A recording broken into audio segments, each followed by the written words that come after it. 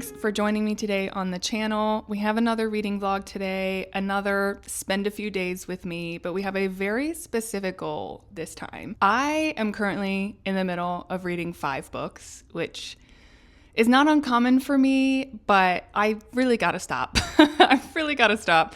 I am feeling a little stuck. I'm like reading each of them a little bit each day, but because I'm reading so many, I'm not finishing anything. So it's February 9th, I think, and I haven't finished a book yet this month. This week, I think over the next 3 days or so, I am gonna try and finish as many of these books as possible. The good news is I think I'm at least at the 50% mark in all of them. Well, in most of them. So one of them is the 3rd book in The Lord of the Rings, The Return of the King, this abridged audio version that my husband and I are listening to while we eat dinner.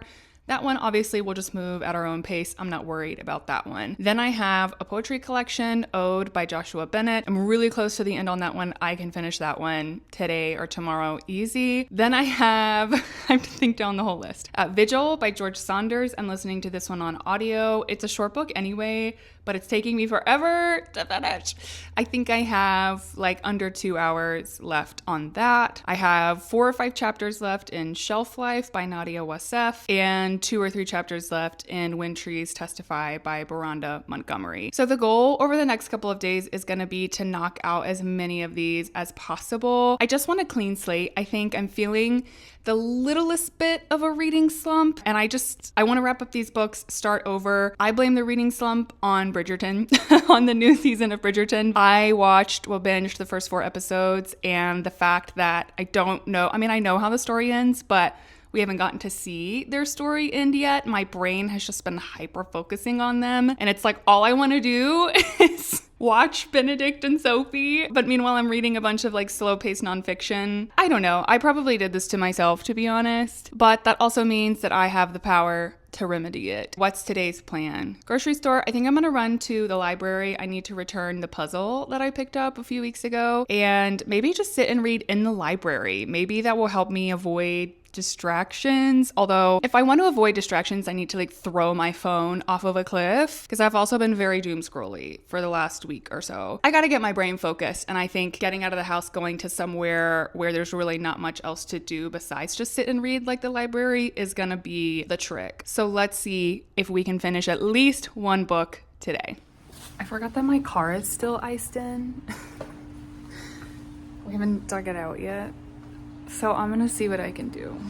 This is probably not gonna go very well. I think this is gonna ruin the tour, unfortunately. Dang it.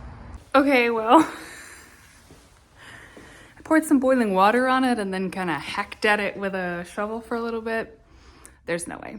Like, that is a solid block of ice.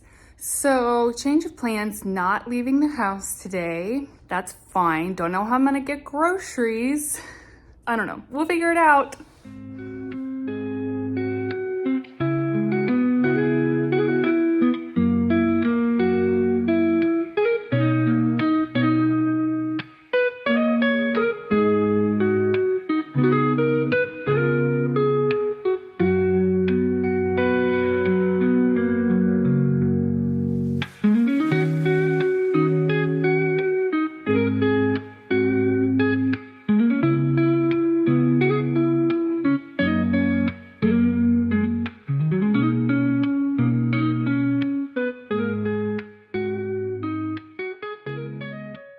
See, I knew I just needed to like sit down and not be dramatic and just focus for 2 hours and I would be good, because I have finished 2 books of the 4 on my list. First, I finished Ode by Joshua Bennett. I really liked this collection. I would say that it is similar to the poetry of Hanif Abdurraqib or something like Finna by Nate Marshall, and that he's not just exploring the Black cultural experience, but specifically Black masculinity and the things that come along with that, like visiting a barber or playing basketball with your friends or for just what it is to exist in a Black male body in America. Really, really good. I like this. So if you're interested in those other two poets or have read anything by them or are just looking for a great poetry collection to pick up for Black History Month, then I would recommend this one. I also finished, and this is not the real cover. I'll have to show you the cover, but I'll, hold up my my Kindle. When Trees Testify: Science, Wisdom, History, and America's Black Botanical Legacy by Baronda L. Montgomery. This was an ARC that I had through NetGalley. This book came out, I think, like 2 or 3 weeks ago, so it's a pretty recent release. I was really excited about reading it because it was compared to Braiding Sweetgrass by Robin Wall Kimmerer, and I loved that book. And I would say the similarity is apt. In this book, Montgomery combines her own personal experience, so some memoir, science, specifically the science and botany related to trees, and history, so the history of Black people in specifically America and their relationship to these different types of trees. Every chapter talks about a different type of tree. She shares some of her own experiences with that tree, maybe growing up or a more recent experience. She shares historical information about how that tree was important to Black Americans, to African Americans, maybe during the time of enslavement or since then. There's a lot about Jim Crow, and then also talks about the science of how that tree works. I don't know if works is the right word. I am not a scientist at all. I will say one of the reasons that I felt like this book was maybe a little bit of a slog for me and it took me a while to get through is that it was very, very science heavy. I wouldn't say it's full with scientific jargon. I think she does a good job of using language in a way that it's not like the words were a barrier to understanding, but I still just don't have a science brain. And I would say that in something like Braiding Sweetgrass, which there is science in that, but the balance of science to kind of heart and personal experience is much more towards heart and memoir in Braiding Sweetgrass. And this one I felt like was much heavier on the science. The writing is pretty academic as well. So it definitely felt like I was reading an academic text. I still really, really like the concept. All in all, I'm kind of glad that I've wrapped it up. This is one of the ones that was just really hanging over me and I was having to really push myself to finish. I thought there were some really strong concepts in there, and I'm ultimately glad that I read it. I may read a little bit more today, but honestly, I guess one of the good things about being stuck at home today is that now I can sit and watch hours of ice dancing this afternoon because the Olympics are in full swing and your girl loves her some figure skating at the Olympics. I'm going to celebrate finishing these 2 books by watching some ice dancing, and I will check in with y'all later.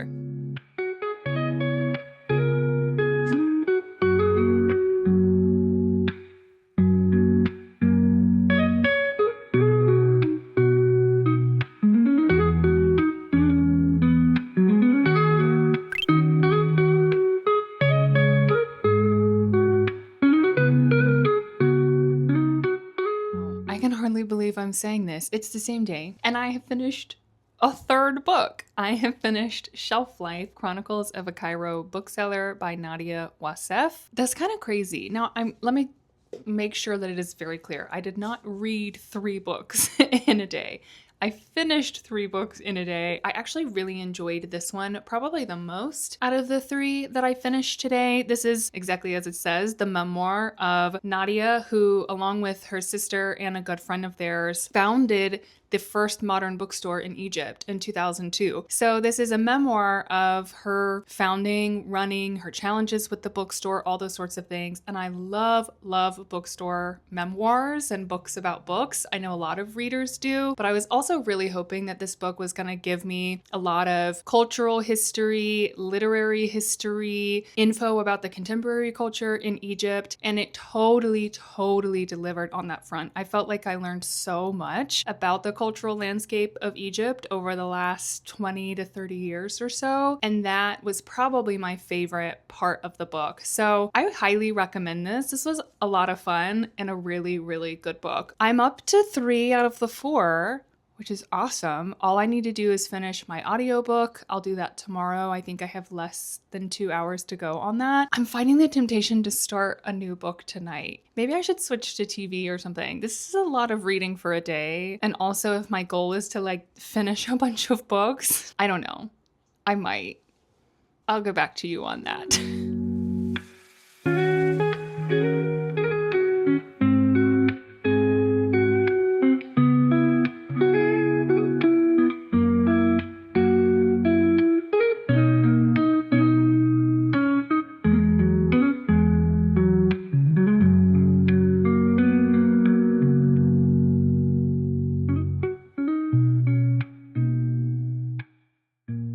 That's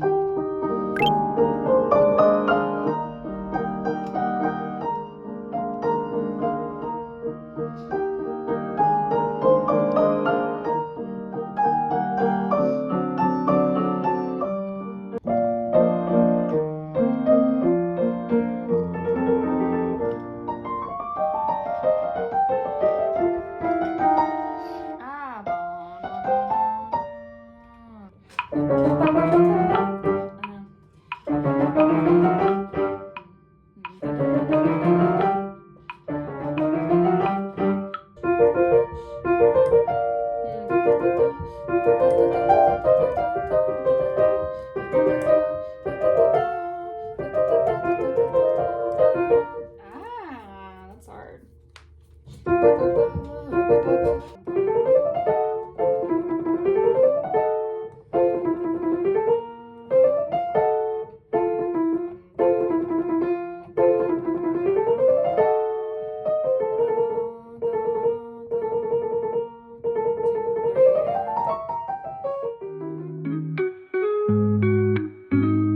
The Jesus in our niche.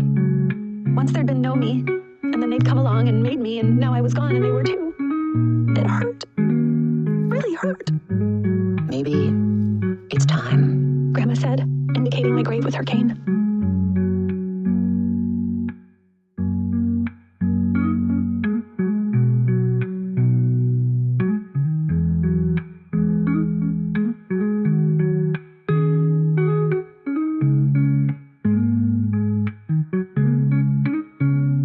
So I finished Vigil. I went on a long walk this afternoon, but I actually didn't end up listening to the audiobook. I ended up yapping with my mom for the whole walk, as one does. But I did finish it in my car when I was driving around. I actually have driven to another park because the weather's so nice today that I'm gonna sit outside and read a little bit more, because I did start a new book last night. We'll talk about that later. I don't need to give you my Vigil review now. I'll talk a little bit more about it maybe. I honestly think this is gonna be a 2-star. I really didn't like this book. I'm really glad that it's done. But I had to give you an update because I finished 4 of the 4. I'm gonna go sip my iced coffee and sit out and soak up the rest of this warmth.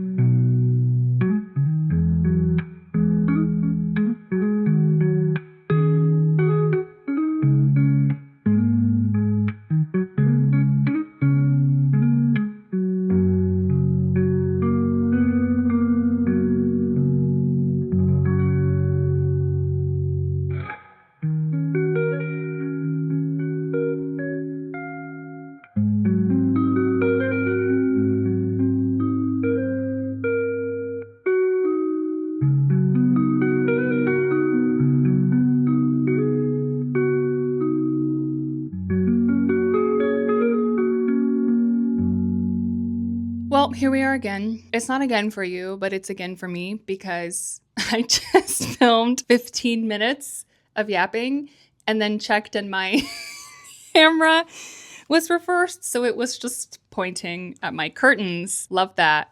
Love that for me. Love that for me. What do I need to tell you? It's a good question.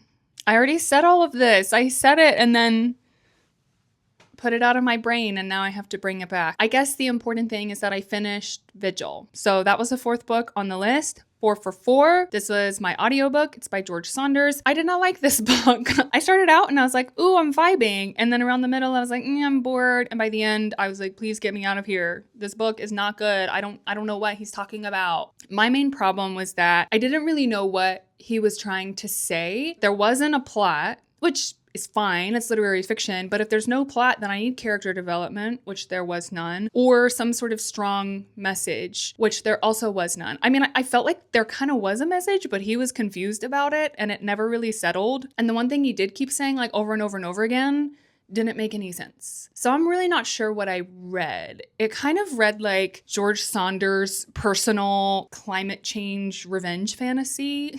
I don't know. I know that's a weird sequence of words to say out loud, but I don't really know how else to explain them. And I don't really care to, because honestly, I don't recommend this book. I will say props to it. And the reason that I kept reading, even though I really wasn't liking it, is because it was fabulous on audio. It was a full cast. And the main narrator was Judy Greer, who is an actress. She's been in like a billion things. You know, if you are a millennial and watched a lot of early 2000s rom-coms, she was like the best friend in all of those movies. But she did a really good job. And the production, all of it was really interesting. But ultimately, like, I enjoyed the audio performance more than I enjoyed the actual book. As a recap, we wrapped up 4 books. We finished Shelf Life by Nadia Youssef, which was my favorite. I gave that a 4. When Trees Testify by Baronda L. Montgomery, I gave that a 3-star. Vigil by George Saunders, I gave that a 2-star. And then my poetry collection, Ode by Joshua Bennett, that I chose to leave unrated. Honestly, not the best showing, but again, I wanted a fresh start. I have one. I did end up starting a new book last night. I'm excited about it, and I'm already having a really good time. It's The Souls of Black Folk by W.E.B. Du Bois. This is a classic of Black literature and Black American cultural history. It's on my 26 and 26 list. His writing is so good, and he's very direct. He's very to the point. He's not just going on and on or adding a bunch of fluff. I'm finding it very, very readable, very approachable. Next, I don't know what I'm going to pick up. I do have, if you saw from the library earlier, I picked up Song of Solomon. I actually have a copy of it. I have this old trade paperback, but like, the pages are so yellow. They just don't feel good. The words are all squished. And the longer I looked at this, the more I was like, I feel like I'm going to enjoy the book less if I read it in this copy. The pages just feel so much better in this one, and the words are so much easier to read. I do at some point in this month want to pick up Song of Solomon. I will be driving a good deal in the coming weeks because I'm going back to work. Oh, you know, I should contextualize that random bit of playing that I did for you earlier. I just started playing and didn't tell you what was going on. I'm practicing because I have a job coming up. I am an opera pianist. Basically, like, I get hired by opera companies to play concerts, performances, rehearsals, all sorts of things for them. And coming up next week, I have a 3-week contract to play an opera with a local company. So I'll be in rehearsals for several weeks and then playing for the performances of that. So I was practicing to get ready. It's kind of funny, like, that's your job, is to sit and practice the piano. And in fact, it is. I hope you enjoyed that little insight into my process. I thought I would invite you in. It's a little chaotic. As you can see, it's mostly me playing a little bit and then going, ah, and all the random singing along as I play. That's part of my learning process. I don't sing as I perform because that would be weird and distracting. And I'm focused on the conductor in rehearsal. It's kind of part of how I learn. So I hope you enjoyed being invited into that. It's kind of fun. But all that to say, I will be in rehearsals for that and driving to and from the next city over a good deal. So I'll have plenty of time for an audiobook. I have the audiobook for Good Dirt, which is the follow-up to Black Cake. It's not a sequel. It's just, what's the author's name? Wilkinson? One of the two. It's her second book. I listened to Black Cake on audio a while back, absolutely loved it. And so I feel confident that Good Dirt is going to be a good pick for me as well. I could also go off script. You know, again, I mentioned earlier, I'm currently obsessed with Bridgerton. So I'm thinking to fill that void, I might just pick up a random historical romance.